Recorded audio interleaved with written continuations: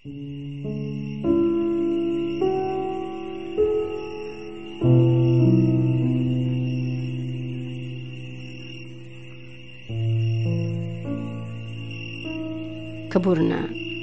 وكبر الحلم معنا في ليالي البدر الصيفية، وعلى سطوح بيتنا كنا نصغي لجدتي وهي تسرد لنا الأقاصيص والحكايات، مرتلة بعذوبة روحها تنسج من خيالاتنا عالما مخملي، وروحنا الحرة كانت تسبح في أفلاك لا تجثو لأي قوانين طليقة، لا هويات ولا أنساب ولا أقدار، تقصي علينا عن جنات الفردوس وماء الكوثر، عن أنهار العسل والسكر، وتجسد في مخيلتنا ألف حلم وألف خيال، نركض خلف كلماتها بأحاسيس بدون لجام، توعدنا من ينام أولا سأوهبه مفتاح الفردوس.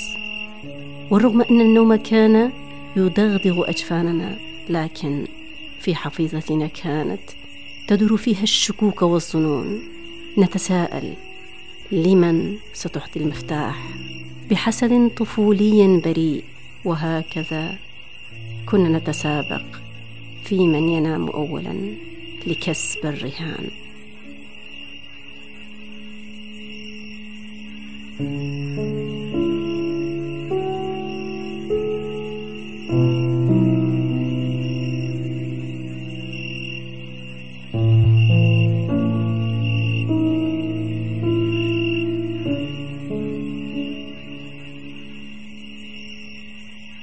الخيال كان يتلاعب بخصالات شعري، وبها غمرني النعاس، والأمل يدور حول ابتسامتي، وأستل النوم ستائره على مقلتاي، وحينما لمست اليقظة عيناي رأيت نفسي يافعة، والزمان قد غير من عمري وملامحي.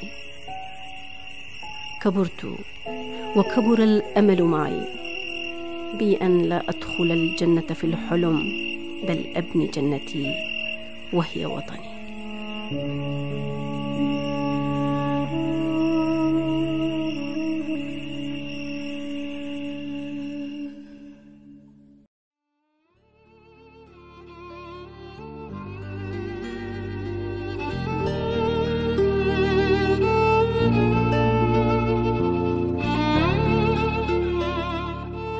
بعدما سار بي الفضول إلى أزقة الأزمنة التي خبأت كل مآلاتها بين تجاعيد جبهة جدتي، التي كانت تعكس متاعب الحياة وأوجاعها، وأزيلت منها آثار المباهج والمسرات، كنت أخفي في صريم الليل ما كان في سريرتي من خفايا، خوفا من أن يقتلها أو يأسرها أو يغتصبها ويدنسها الشيطان الفاني طوراني العصر.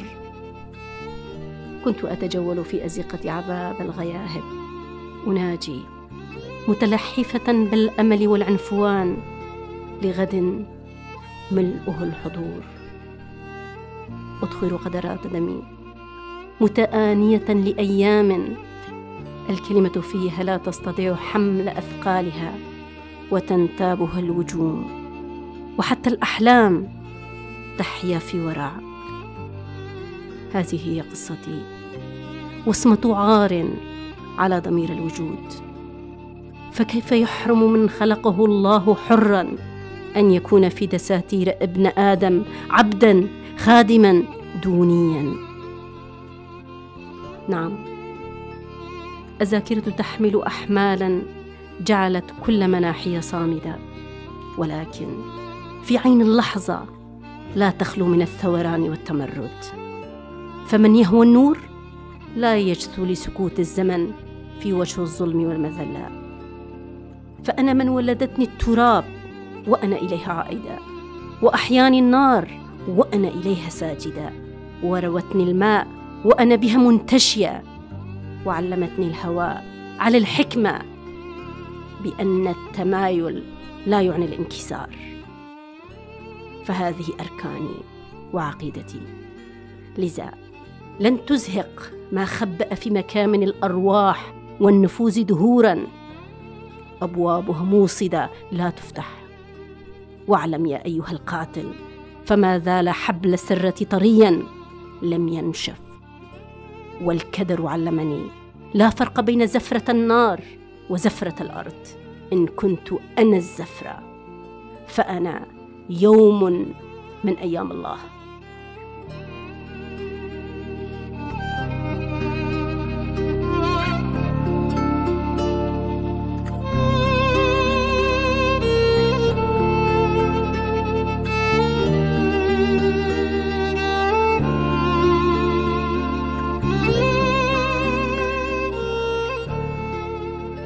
فقد نفضت آنتي من أوزار الدنيا الفانية، علمت بمسالك الكبرياء ومزاياها. إعاز الإدراك نبهني لن أقبل أن تكون كلماتي لهاثا أصابه الخرس وأعمد جاثمة، فالحرية مبتغى مسوغات وجودي، آلامي ثاوية وجراحي صديدة. فيا أيها الجائر، ستكون سهم ناب ضال في مواطني، فقد فطرت على القوت الإلهي. لن أتوسل للصدف لتوهبني كوثرا وتجرني خلف أزيال الخنوع. سأكتم الزفرات وأهدم الضالات وأحيي المكنونات وأسترسل أسباب هناءاتي.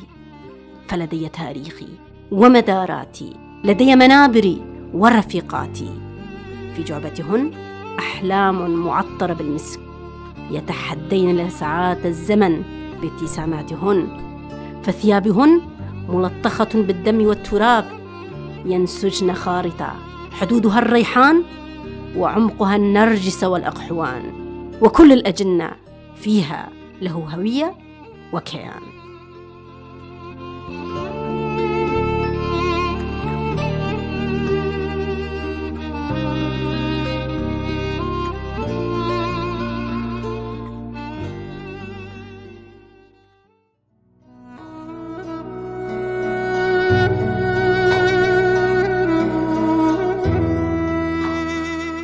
رفيقاتي، أعطاهن الله من حسنه هبة الجمال، الرصانة والوقار، وأحداقهن مطلع القمر، بديعيات الكلام، باثمات الثغر.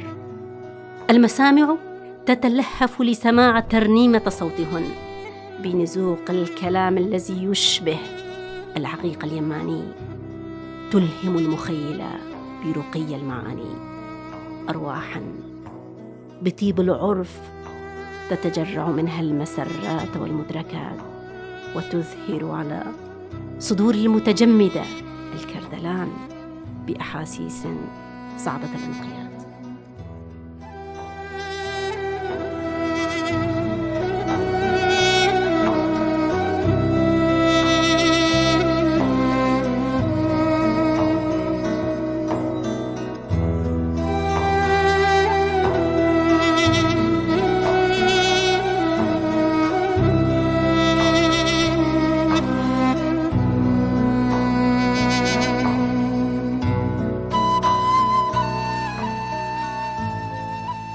رفيقاتي، يغمرني المعاص لأتساءل من أنتن، والله سكب المحبة في سكينتكن التي ألهمتني الألفة في لقياكن. وأعلم بأن الارتياح يدهشني لأني تعودت على الشجن والقهر، ولكن أفكار تسوقني إلى ما وراء أوصاد الكلمة والحس. فروحكن حوى من الجبروت والاقتدار ما قص عليه الأنبياء وما باركه الإله، فمن يجرؤ على انتقاص ارتقائه؟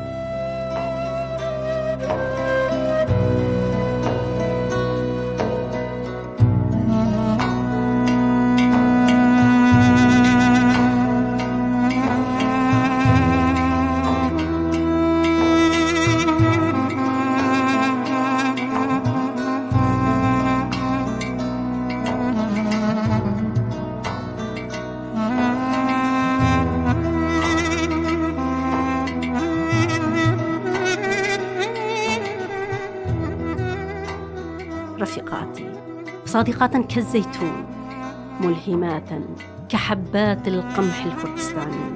فوالله سأحرق أشواقي بخور ابتهال ليوم الموعود للقاء رفيقاتي.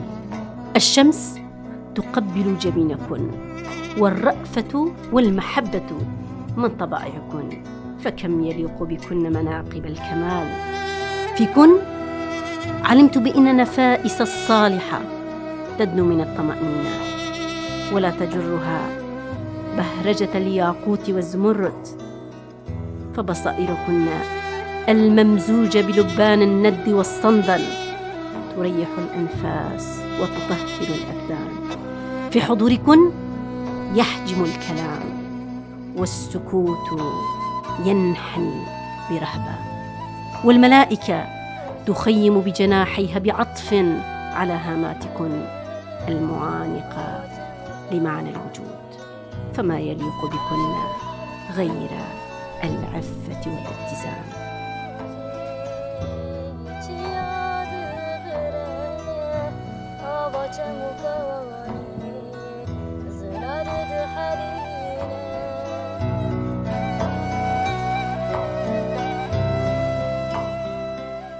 عفيفات النفس، أرواحا واقدة، فالفجر يستل برونق ملامحه بملمس نسائم صباحكن، ويهمس في مسامعكن روج باشا بالنو.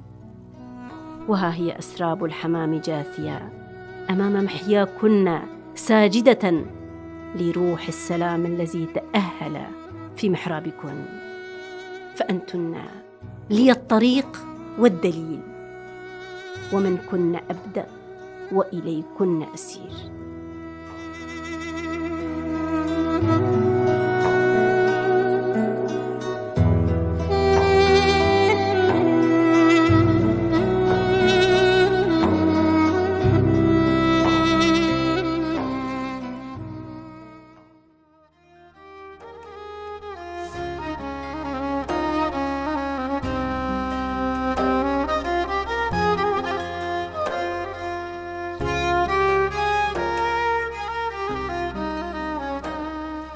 استهديت بكن وأتقنت القرار.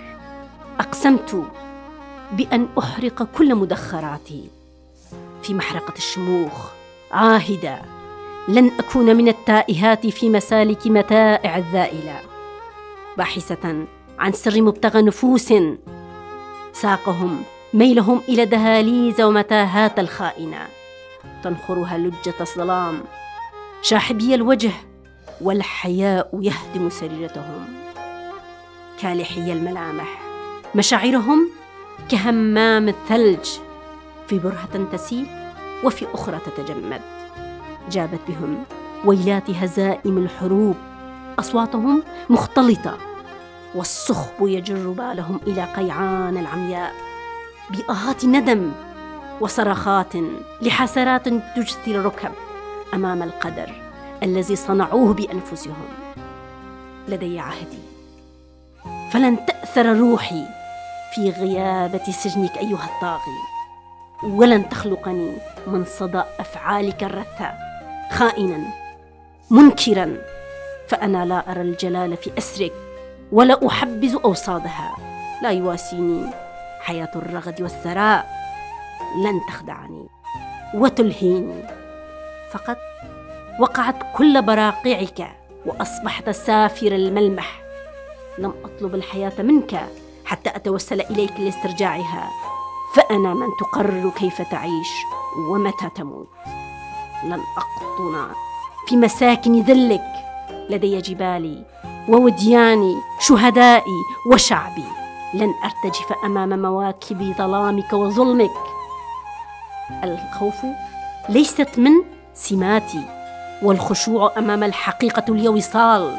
لن يقودني من يدنس سكينتي، ولن يوهبني الحياة من ينحر حريتي في حفل انتصاراته.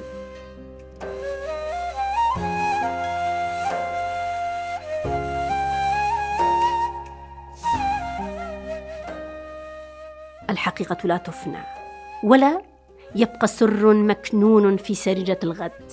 لست أنا التي تبكي على غدها، فغدي لي واليوم مدخله. فما كنت تخمن بأن إرادتي أقسى من حجر الصلد، وفي تمردي 1000 عاصفة. فلن ترى على وجهي إمارة الألم، سيمحى عروشك وقلاعك التي قررت فيها موتي، وسأبقى أنا. فأنا ألد كل يوم من 1000 رحم. أيحترق التراب بالنار؟ هذه أنا، فهذا الوطن هو ماضي وحاضري ومستقبلي. هذا وطني لي فيها زهرة، غيمة، نسمة، وقوافل من الذكريات، فهو أنا.